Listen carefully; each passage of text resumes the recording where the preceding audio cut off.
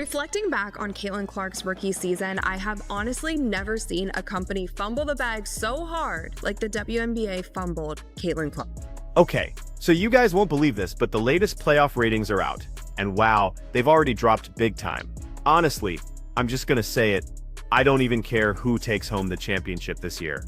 All I'm really waiting for is to see Caitlin Clark back on the court. A'ja Wilson, a huge star, just got knocked out of the playoffs, and seriously, did anyone even notice? I know for a fact I didn't tune into any of the other playoff games once Clark was out. So April. Well, okay. Trust me, I'm not going to be watching. I'm not going to be watching.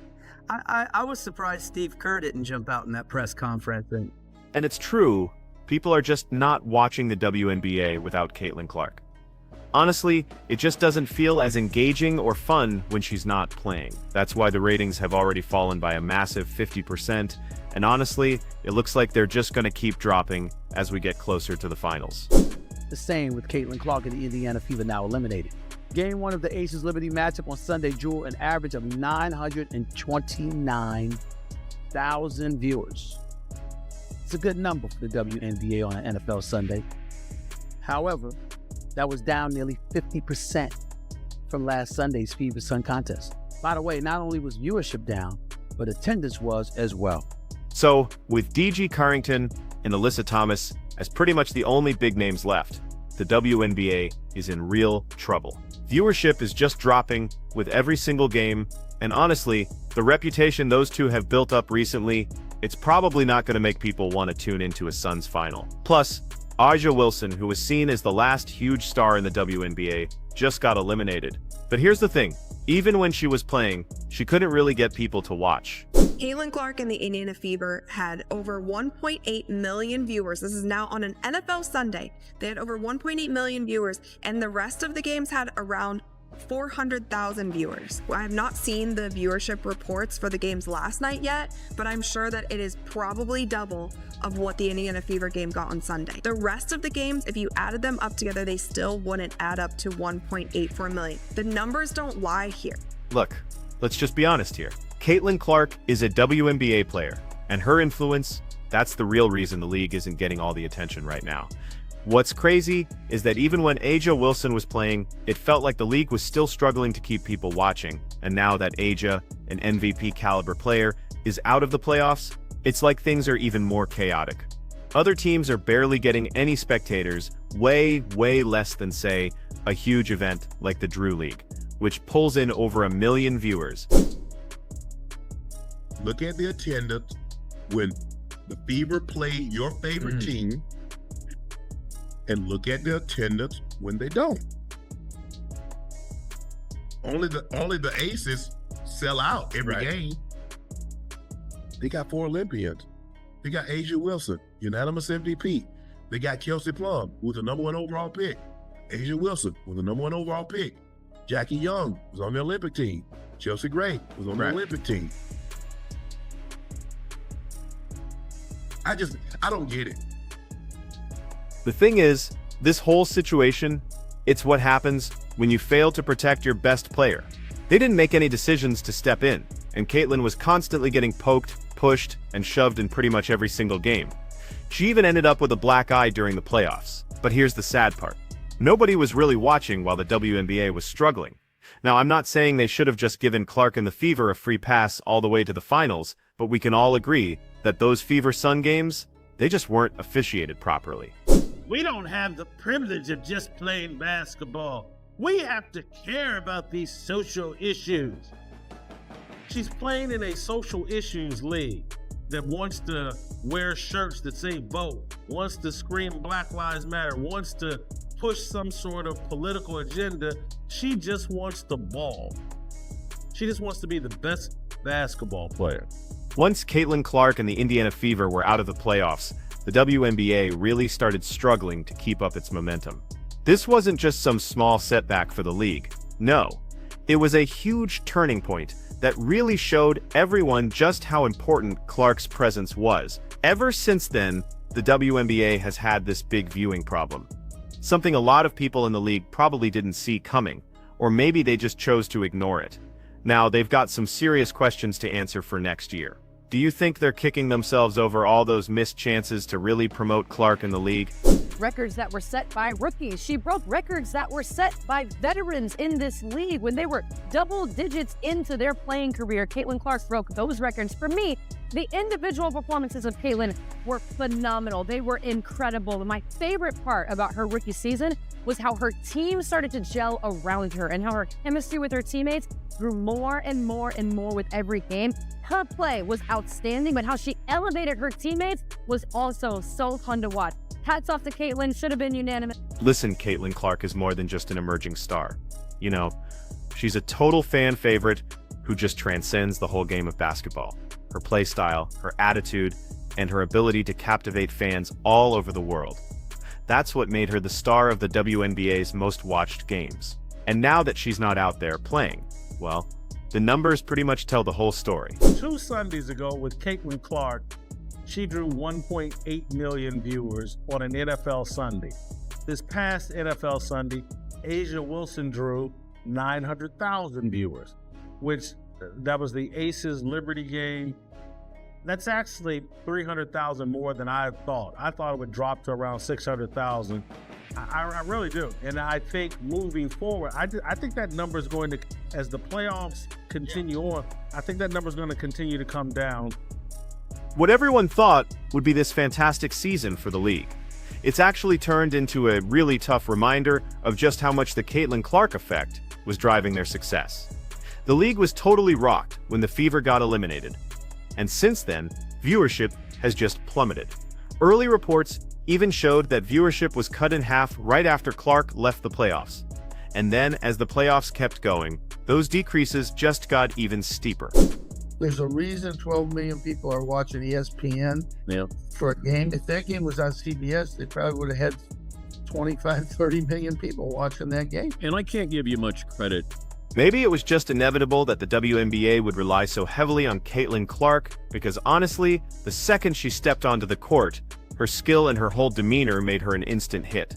Remember those Indiana Fever road games? Clark's fans would literally pack the stands, sometimes even drowning out the home team fans. It made every single away game feel like a home court advantage for them. And that just caused a huge spike in interest for the team, pushing them right to the top of the league's ratings. It was turning away games into home games every single time that they were on the road. You even had Dallas Wings players saying, like, it kind of sucks seeing so many Indiana Fever in 2020 or 22 jerseys in the stands, but it's also cool to see a lot of people in the stands. Like, Indiana Fever was turning away games into home games, and so it's kind of sad that through all of that, Caitlin was still advocating for players on the other team to get bonuses because she saw the kind of money and eyeballs and viewership that all of this was generating. And so again, fans seriously followed her every single move, whether she was draining those long-range three-pointers or pulling off incredible fast break maneuvers with perfect accuracy. That's how big her impact was on the WNBA. Her dynamic playstyle is just so unique, it's unlike anything we've really seen in recent years, even when you compare her to some of the biggest names in the NBA. It's truly amazing how Clark has managed to bring in a whole new generation of young basketball fans, people who might never have even cared about the WNBA before. She's completely bridged the gap between casual viewers and those die-hard fans, building up a fan base that goes way beyond traditional groups. She's one of the most sought-after athletes in sports, period. Well, that's it, you guys. Caitlin Clark and the Indiana Fever were just kicked for the WNBA playoffs, and it looks like we're not going to be seeing Caitlin Clark play basketball again for another 200 days. An ESPN reporter said at the end of the Indiana Fever-Connecticut Sun Game 2 that Caitlin Clark almost definitely will not be playing basketball this offseason. So no overseas and no 3-on-3 unrivaled league. Which in her defense, she has been playing basketball for about 10 months straight, between college and then going straight into the WNBA. The girl has had no rest. But what will this mean for WNBA ratings? During Game 1 of the playoffs, the Fever had nearly 2 million viewers tuning in, while all the other games had around 400,000. Even the WNBA Countdown, which was aired before the Indiana Fever game, had more viewers than 2 of the series. For Caitlin's departure, do we think that these new WNBA fans are going to stick around for the rest of the playoffs? The Liberty Aces series might be one that draws some numbers. The disparity between 1.8 million and around 400,000 is wild, especially with football season being in full swing now.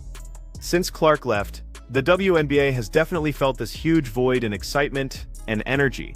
It felt like that energy was even diminishing during the regular season. you know? Fans got so used to watching her light up the court, and now suddenly, they're just not as interested in these postseason games. And honestly, it makes sense. There's just no other player who can match her special combo of star power and fan appeal. I mean, I drove to Albany to see her. I've never done that. You know, the last time I drove someplace to see a player was Pete Maravich in the NIT. That was when I was 21. That was 50 years ago. So she's that good. She's just an amazing passer. Yeah. Probably one of the most creative passers I've ever seen, along with the Magic Johnson, that type of passer. She makes long, short pass, bounce pass. I mean, incredible passes. And her teammates have been really good. They catch her and they finish. I mean, they've done a really good job with her. I mean, I think LSU is 20 points better than Iowa, but she wasn't going to let that happen. But throughout the season, the WNBA made a huge mistake in how they handled Caitlin Clark's growing fame. The league just seemed unwilling to actually recognize her as the superstar she clearly was. They treated her with that same old guard mentality that's been a problem for the WNBA before, you know? Instead of seeing Clark as something more than just another rookie, the league seemed to totally ignore all the hype around her, and honestly, that just made everything worse. Plus, the WNBA decided to keep the award voting process totally private. That's really infuriated fans who feel like Clark was denied something that was rightfully hers. Transparency, especially when it comes to awards, is super important for trust, and the league's private process just made fans even angrier. A lot of people believe the league did this on purpose to try and avoid more scrutiny or backlash from Clark's fan base, but guess what? Totally backfired and just made her supporters even more furious. But ever since, Angel Reese had that injury, to me, and also coming off of Olympic break, Caitlin Clark separated herself. She should have been unanimous. Now, to celebrate her, one thing that people forget is as a rookie, she was the most blitzed player in the WNBA, and she still put up 19, 5, and 8 assists, breaking, like you said, the assist record. To be able to do that as a rookie in the face of that much defensive pressure, should have been unanimous. Should have been. It should have been unanimous. The relationship between the WNBA and its fans has definitely gone sour, and it's largely because the league decided not to name Caitlin Clark the 6th unanimous Rookie of the Year in history. Fans are absolutely furious. They're accusing the league of not giving Clark the recognition she totally deserves, and they're demanding answers about this whole voting process. Do you want me to just say I told you so, or are you willing to say, Stephen A., you did tell her? Really? Caitlin Clark is the golden goose. Not most, not all, but some people spent some time resenting her for it. Cheryl Swoosh was one of those people. You want to give shine, you want to give love to others other than her. Just say what you truly feel. Sisters, Black women who are absolutely positively fantastic in helping to build the WNBA did not receive the shine, the acclaim, the allure, the attention, the marketing, and everything else with it that they richly deserve.